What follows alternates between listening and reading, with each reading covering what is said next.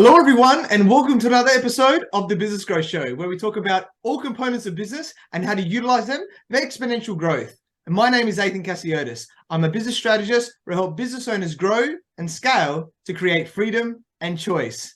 And today, I have an awesome guest.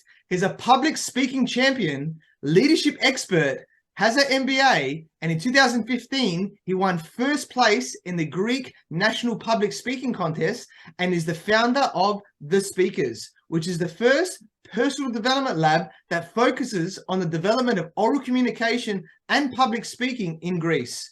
And he helps people develop their skills in verbal communication and public speaking, which enhances every aspect of their lives as we gain confidence, strengthen our personal and professional relationships, become more effective, more efficient, so we can achieve any possible goal. Welcome, Apostolos Koumarinos, and thank you for being on my show. Hi, Athin. Thank you so much for the invitation. Really glad to be here, to have a chance in the Business Growth Show to discuss about the public speaking, the communication, its impact in our lives, and how we can evolve in every aspect of our lives through the development of our speaking, of our public speaking. Yeah, love it, mate. It's going to be an awesome show, I'm sure, for everyone watching and listening today. So firstly, you're a very successful entrepreneur. So for those people who don't know who you are, please introduce yourself by telling us about you and your journey. Thank you so much. Actually, just right the previous days, I was discussing about this journey. And what I also realized is like everyone would say that has started his own journey, there are some difficult, critical points that you have to overpass. And only if you overpass this obstacles, these moments, it would make sense. And it would help you, it would give you the strength, the courage to continue. So, as you said before, I'm an ex-executive. I was in the international sales field for the past 15 years. Actually, I had in my portfolio 24 countries that I was responsible for, right? For the international sales of the company that I used to work before in the food sector. One of these countries was Australia. And I'm really grateful about that because I'm honored to have visited Australia and Sydney and Melbourne already for 5 times. And I still consider, after having traveled to 33 countries so far, that Sydney is the most beautiful place I've ever seen. So we keep that. Number one.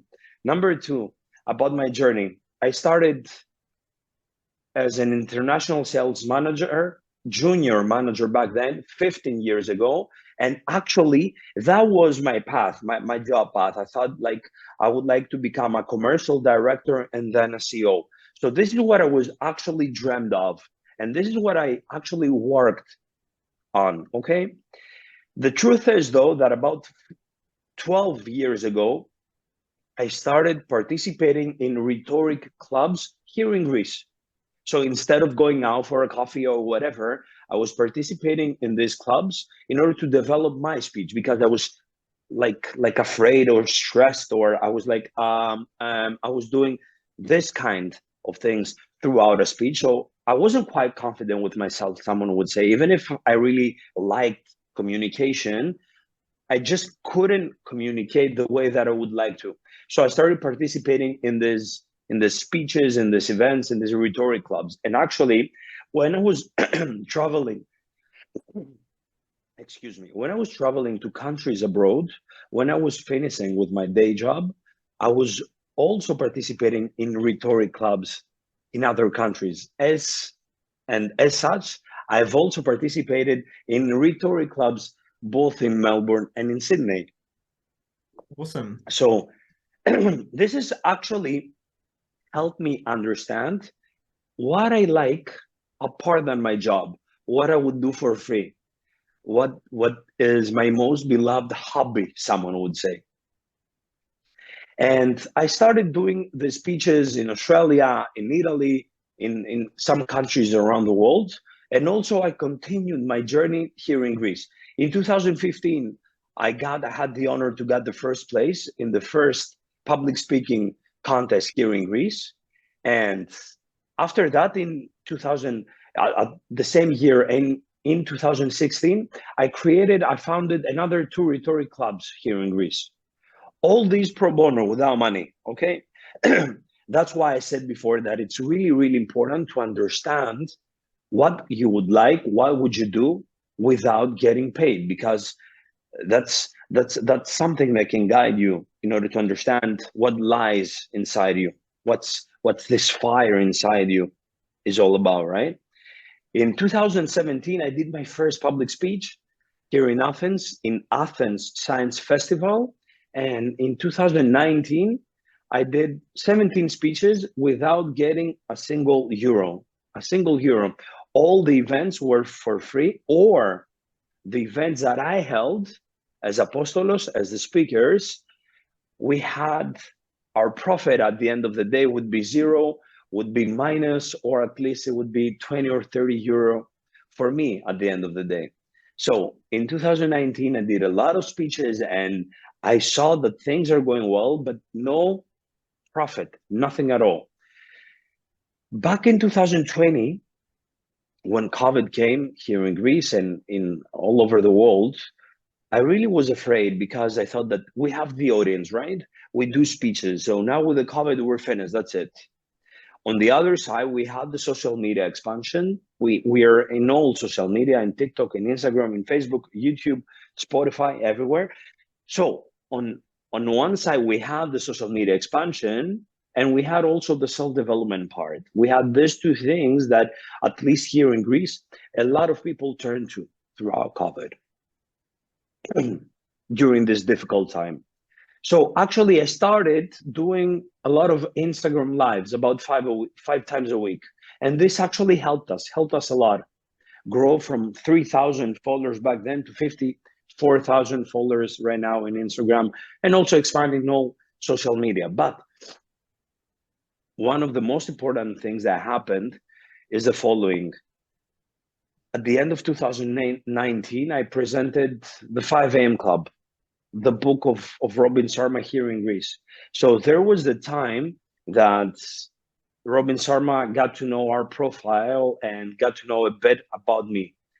So we stayed in touch, and at the end of 2020, December 2020, we held in Greece for the first time an Instagram live with Robin Sharma.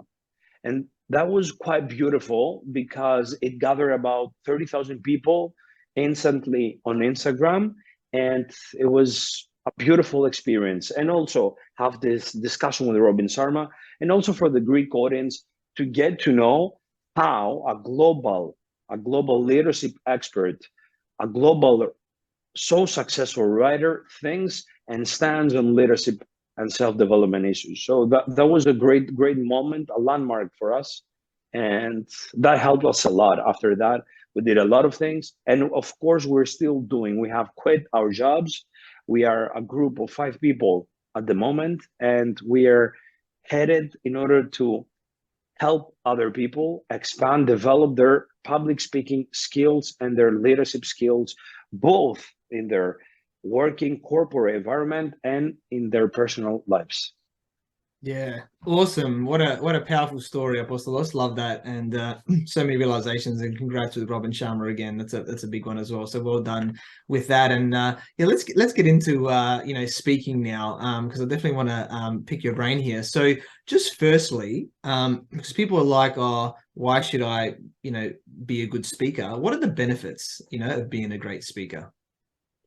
Okay, that's a beautiful, simple, but really interesting and important question, because someone would think of that, because he would say, am I not communicating effectively already? Why do I need to expand something? I mean, like, I'm already quite successful.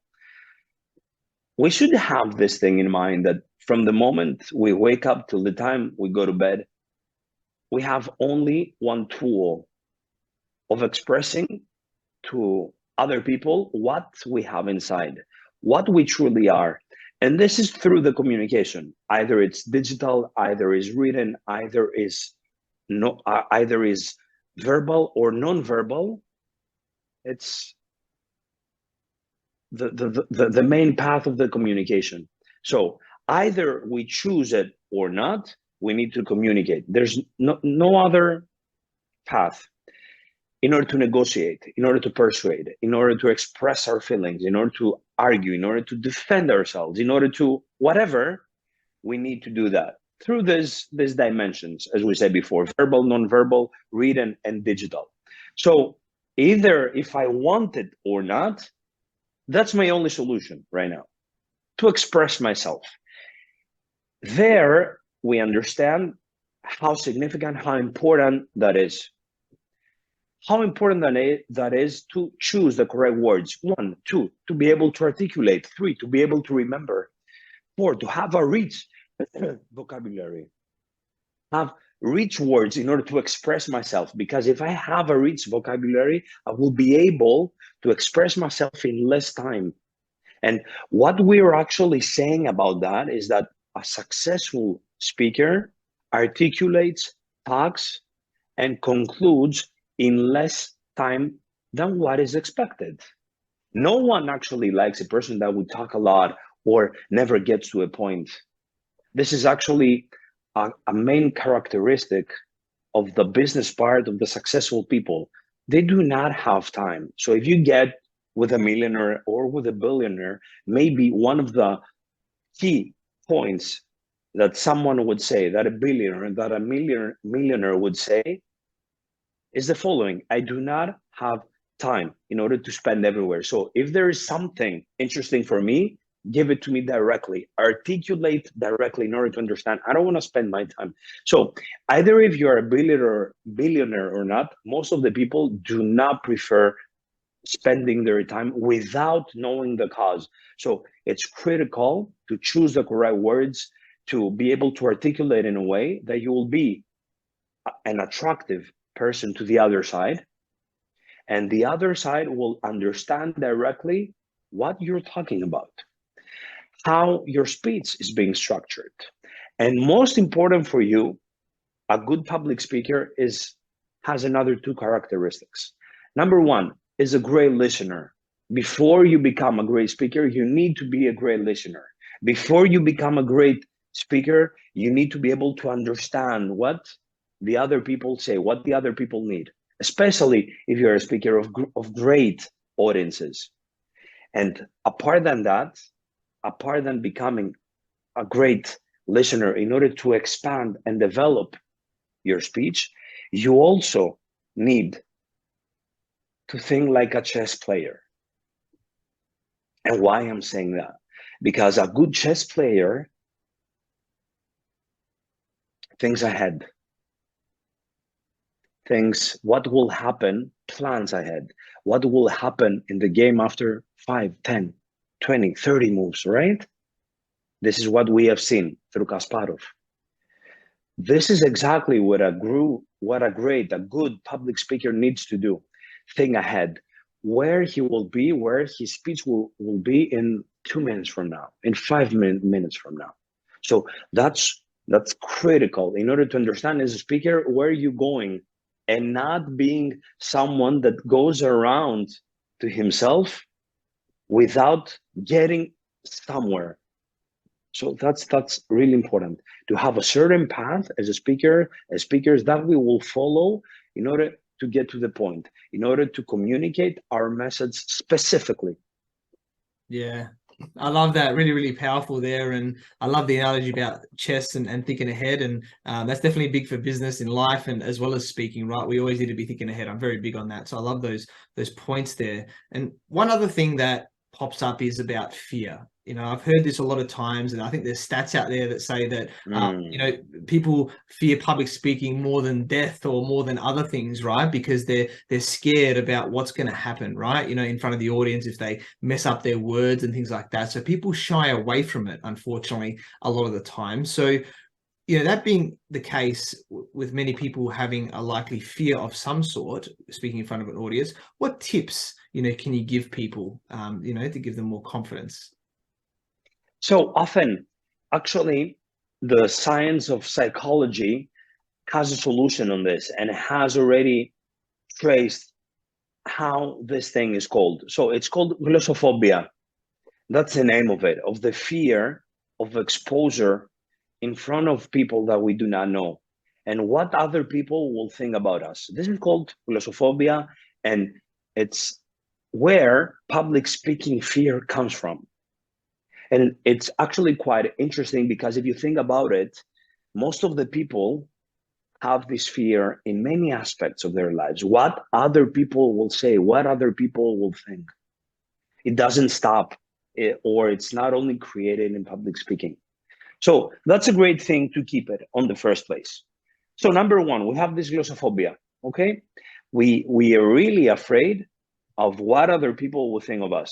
And actually, yes, you're right, in the Western civilization, mainly in US, the researchers say that people are more afraid to talk publicly rather than dying, which is actually quite awkward, right? But it's true, it's true. If we were right now with a psychologist, with a psychotherapist, with a CBT, a cognitive behavioral psychotherapist, most probably he would advise us that not to go directly to talk. If we would like to win, to beat this fear, not to go directly and talk to a big audience, to 50, 100, 200 people. But most probably he would tell us to take it slow. Start, number one, let's take the first tip. Start talking publicly with your beloved ones, with your friends, with your company, with your team. It doesn't matter if there are only two people in discussion. Any discussion over than two people, it's a public speech. Already is a public speech. So someone shouldn't wait to get in front of many people or on a stage in order to become better or to be called a public speaker. Take the chance in your everyday life, at your office, with your family, out when you're on a restaurant with your friends, with your company. Start talking more in front of them. See how you feel. See if you can have impact. If you suggest something, I don't know, let's go to the theater or to that place, whatever. Will the other people follow? Will you be heard? How other people take yourself as a speaker? Do you have an impact? So this is something that directly we can do in order to become better on that and see how the exposure feels, even if we are in a safe environment with our friends and people that we know. Number one is that, okay? Number two, as I said before, one of the most difficult type of speeches around the world, Athin, I don't know if you have the same experience, is the toast, is doing a toast. And why it's so difficult? Because you need to say something impactful in such a short time. Yes, definitely. So you need to train yourself. You need to train yourself thinking fast and talking with quality, talking with good content. So you need two things. You need the speed of mind. We have heard Jim Quick on his latest book, Limitless, but also in every video that he has about the speed of mind and about the importance of having a healthy, a trained, a well-exercised mind. So we need this from one side, and from the other side, we need to enrich the words that we use. So my second tip is the following.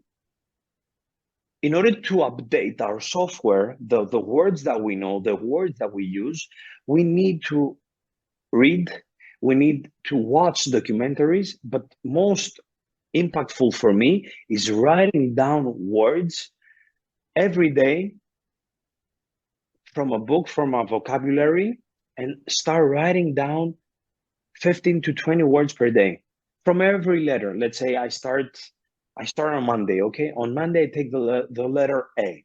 Then on Tuesday, I take the letter B. On Wednesday, I take the letter C. And I write down the first 15, 20 words that I find on the book. It's really critical to write it down because this way it will be more easily remembered. The science says that when I write something down, I have more than 2,000 points of my mind that can react better to that and can understand better what I am writing. So when you use your pen or your pencil, you can understand, you can remember things, data easier, rather than writing them on your computer, and of course than keeping just them in your mind without doing any of this. So prefer that, because this way it will give you the chance to memorize it. So number one, write down words, write down new words, but not only new words, write down also the words that you already know, because we do not use all the words that we already know. We use mainly the words that we hear from our environment, from our everyday environment. So if I spend a lot of time with Athin throughout the day, I will get the words, the way of us, the expression ways of Athin, or the micro expressions of Athin, or the body language. So we will both interact together. Now will impact you, you will impact me, and that's it. So if you have an environment certain every day, a communication environment, a certain communication environment, more or less the same every day, the recycle of words will be more or less the same. You need to expand, you need to enrich it, okay? And also write down words that you already know. As I said before, if you know the words, it doesn't necessarily means that you use them. Number one. Number two, about the speed of mind. Imagine that we have a jukebox, right? And we have any song in there, any song that we would like to choose, which means beautiful vocabulary, rich. We have a lot of words, we have a word box, and we're choosing words, okay? We're choosing words. So we're really powerful. We know every word of this planet. What would I do with that if I cannot be able to choose the correct word, to choose the correct disc, the time that I need it? So I need to strengthen this powerful engine of the jukebox, this powerful engine of myself, my mind, in order to be able to choose the words that I need, the moment that I need them. So there we have the math exercises entering this whole thing. This period of time, globally, a lot of people, you understand, you know what that is. We spend a lot of time on our cell phones, on our smartphones, on this whole thing, applications, okay? So this is something actually that makes our mind vulnerable, that makes our mind not that strong, okay? So we need to hold that. We need to stop that in a way. We need to keep our mind exercised, strong, as we do with our abs, as we do with our push-ups, whatever. If we want to strengthen our body, we will do some exercises, right? The same we need to do with our mind. And these exercises, in order to lift weights for our mind, we need to solve some really simple math exercises, really simple ones, okay? 5 plus 2, 8 minus 2, whatever that is, 2 by 3. Really simple exercises, multiplication, whatever, really simple, in order to keep our mind thinking and not giving to our minds really simple and already solved things. So try calculating before using the calculator. Try thinking by yourself. Also, we have the option of mind games. There are a lot of beautiful mind games on our cell phones that we can use in order to strengthen our memory or problem-solving attitudes or public speaking skills. So number 2, expand the words you know and work on the speed of your mind, okay? Number 2. Number 3, a great thing in order for someone to beat the fear of public speaking is actually thinking ahead, as I said before. And when someone thinks ahead, he needs to prepare himself. So a great thing that has helped me already is when I prepare for a speech, okay, whatever that is, 2 minutes, 15 minutes, whatever, doing a certain structure that will help me remember easier, and also understand where my key points will take place in a speech, where exactly my key points will take place in a speech. And this is something really important to me. A lot of people take their whole key points in the main body speech. What I do, I keep my most important part at the end of the main body, just before closing, or at the closer. There's a theory in the bibliography, in the international bibliography, that tells us the following. If you have 3 points, communicate them like that. Say the second most important, most strong factor. Say it first, okay? Second, communicate, transfer, say the most weak point of yours, something that you know that it's not that attractive. And number 3, at the end, say, express, communicate your most strong point at the end of the main body. Sometimes I do that, I keep it at the end of the main body, or I take it with me on the conclusion, because it's really, really, really important to help people leave the room with something impactful, with something motivational, with something of added value. So do not forget that.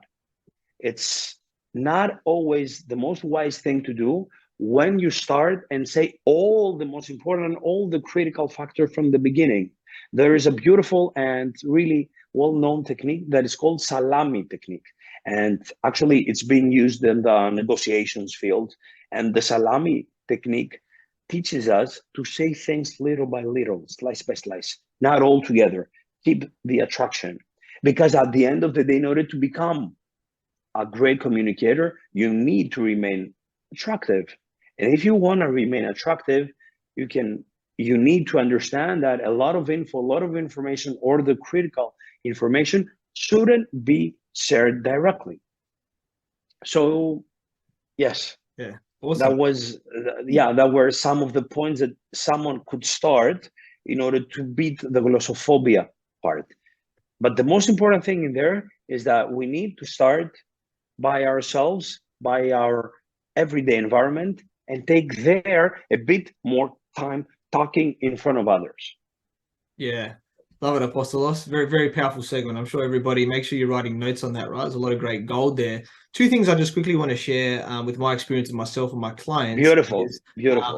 Is what I've told people to speak easily more and do it in the moment, like to not be too prepared, is to do Facebook Lives, right? And I'll tell you now, or whatever live on any platform, because you're not recording a video 10 times trying to get it perfect. It forces you in a good way to do it. And the good thing now about social media is you forget about what you see about a week later, right? Because there's so much content coming in. So if you think I'm going to be really bad, and I've had people do their first Facebook Lives, right, in one of my events, and they were like, oh, it was okay. But some people got a client out of that, right? They got a client literally that listened to their video, and then reached out to them and they got a paying client. Or, I said, no, just keep doing that every day, every week at least, and you'll get better and better, like what you were saying, right? So that's another way that I've done it, as well as others, to build up that muscle of doing it, which I love.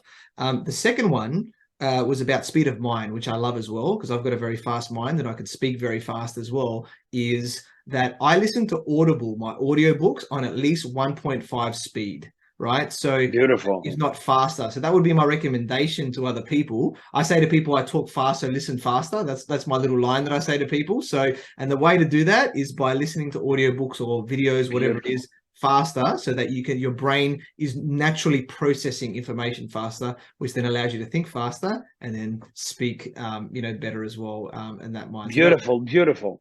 Yeah, a couple of little tips there, but I loved all your stuff as well, mate. Just some extra there. Let's talk now about verbal, non-verbal communication. You mentioned it a bit in what you said before, because I think this is very important, because most communication is non-verbal. It's not necessarily the words that we say, right? It's the tonality and the body language. So I want to hear from your sense, from speaking generally in public, as well as if we're doing a presentation, if we're on a stage or something, like how the body language, the tonality is important, and how we can use it to really get our message across better as well. Okay, Athin, there's a beautiful thing about psychology and psychotherapy that has already approached a lot of communication styles and things many, many years ago. So 1950s in Palo Alto, California, there were many, many beautiful, important psychotherapists gathered there, trying to expand, trying to offer more to the world.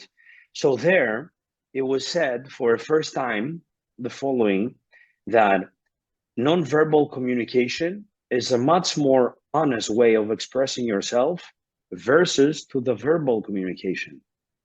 Actually, when I first read it, it was quite shocking because nonverbal, a more honest experience, more honest way of communication versus to the verbal one. Why is that?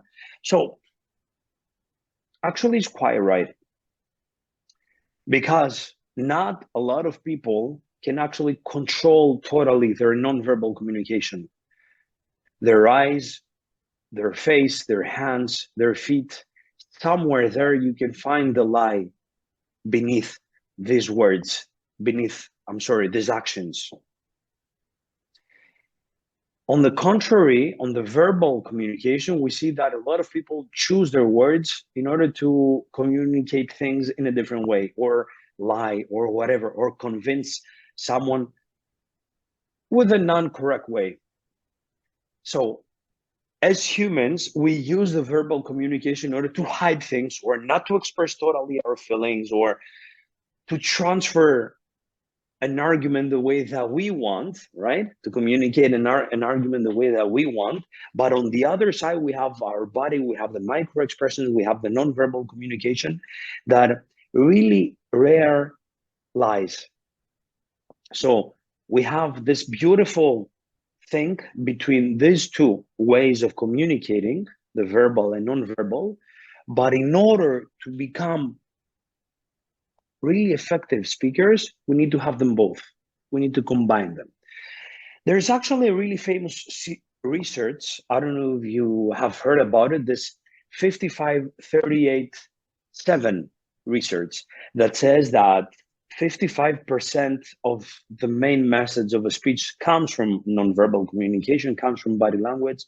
The 38% comes from the tonality, our voice tone, and only the 7% comes from words, from the verbal communication. Yes.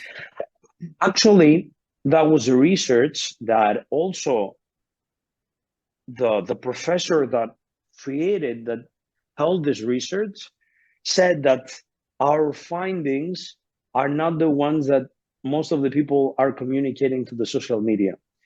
This research doesn't say that in all communication, the 55% is nonverbal communication. It's 55% only the body language. It says that in difficult emotional situation, yes, the 55% is body language. Let's say when I'm arguing, let's say when I'm asking my wife to share the rest of her life with me, to do a wedding proposal. In critical, in emotion, in difficult situation, yes, it plays a significant role, the body language. Let's say in an argument, I will say like, I will expand the volume of my voice, right? Or I will do like that. I will put my hand on the table, or I will close the door really strictly. So yes, there we have all these things of the nonverbal communication that are communicating, transmitting the message more effectively rather than words. But this is only for this kind of situation, not for every communication style, not for every communication that I have throughout my day. So we understand that body language, tonality, voice tone, and words, all them play a significant role together in order to evolve myself. So this is actually something that we need to have in mind between the verbal and the non-verbal communication. But non-verbal communication, let's have that in our minds, that non-verbal communication will say all these things that we will not be able to express through verbal communication. That's why it's important to keep growing. That's why it's important to develop on public speaking, because the things that you like to express often, you will express them either you want them or not. Our body will find a way in order to express himself. So either you choose to express them or not verbally, the non-verbal communication will express something. And of course, as Aristotle, this ancient Greek philosopher, used to say, that whatever is not being expressed, it causes harm to our body. So you need to be able to express your beliefs with respect, of course, your feelings, your emotions, whatever. You need to be someone that is not afraid of getting himself expressed.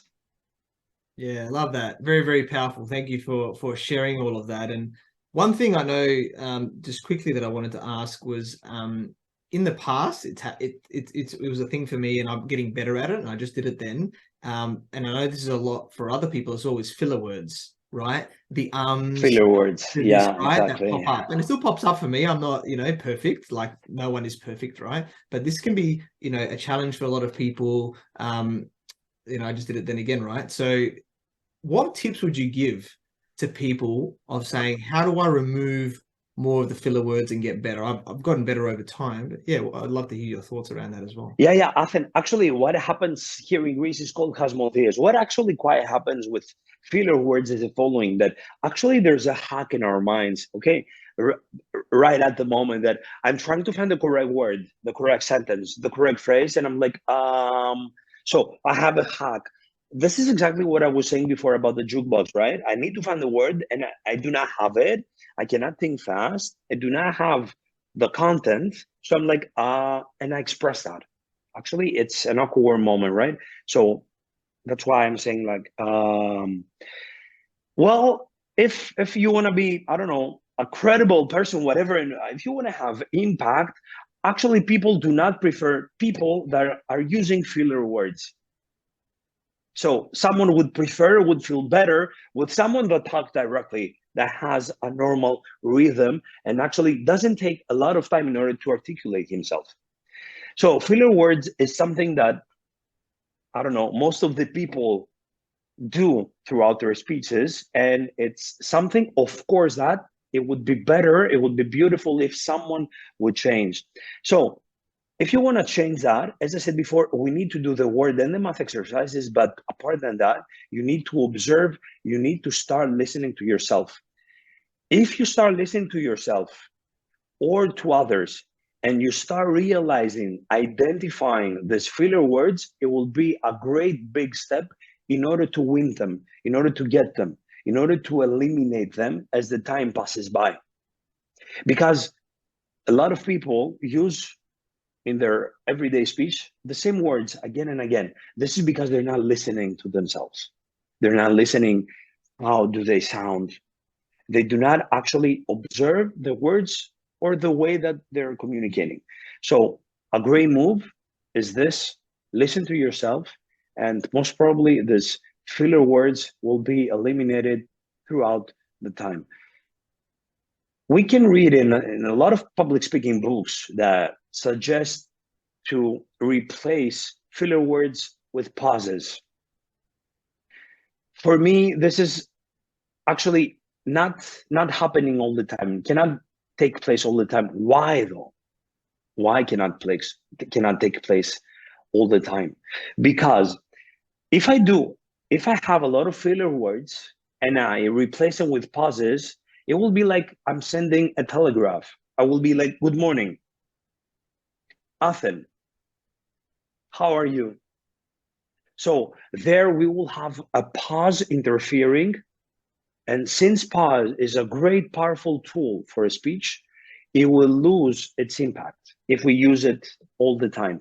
Now, if you have few filler words, I don't know, 1 per 60 seconds, yes, do that. You can replace the filler word with a pause, but it would be beautiful if you leave the pause aside and use the pause in order to create interest, in order to create impact, in order to give the time to other people to think after something significant, rather than replacing it with with a filler word that actually the filler word comes spontaneously. So you do not know if you need there a pause instead of a filler word. So think about that before replacing a filler word with a pause.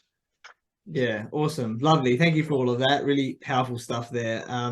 And yeah, I'm loving all of this, a lot of depth, and I can see you know your stuff very well. And I'd love to get you to Australia, you know, at some point. I know you've been many times in the past, but get you here to really teach a lot of this stuff, you know, with what you're doing, because I think there's a lot of benefit for everyone out there, right, to improve their speaking communication. Is that something you're open to, Apostolos, in the near future? That would be great. That would be beautiful, Athin, to be able to organize a workshop, a speech in Sydney, in Melbourne, in Brisbane, in Australia. We did a speech. We held a workshop back in September, 3 months ago in London. Actually, it was quite successful.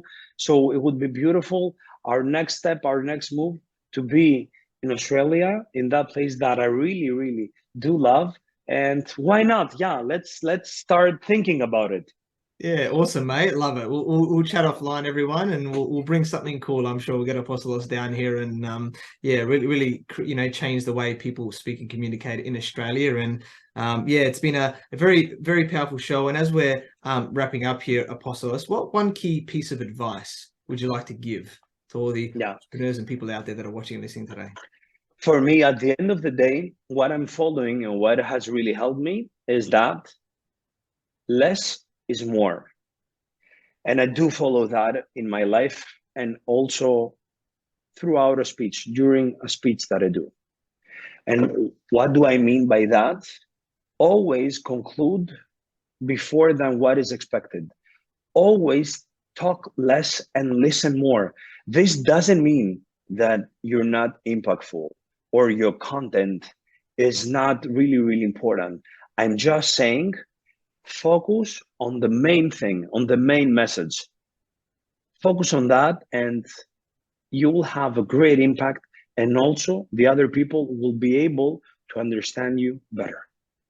Yeah, awesome. Love that. I completely agree with that, everyone. And so much gold here today. And yeah, we connected through our network. So I learned about your awesome journey from having those various sales roles to, you know, founding theSpeakers, where you help people on the development of oral communication and public speaking. You're an awesome guy, and I'm sure you continue to help people gain confidence and achieve any possible goal. You know, I'm very grateful that we connected, and I look forward to working with you and bringing you to Australia as well. So Apostolos, how can people find you and get in contact with you?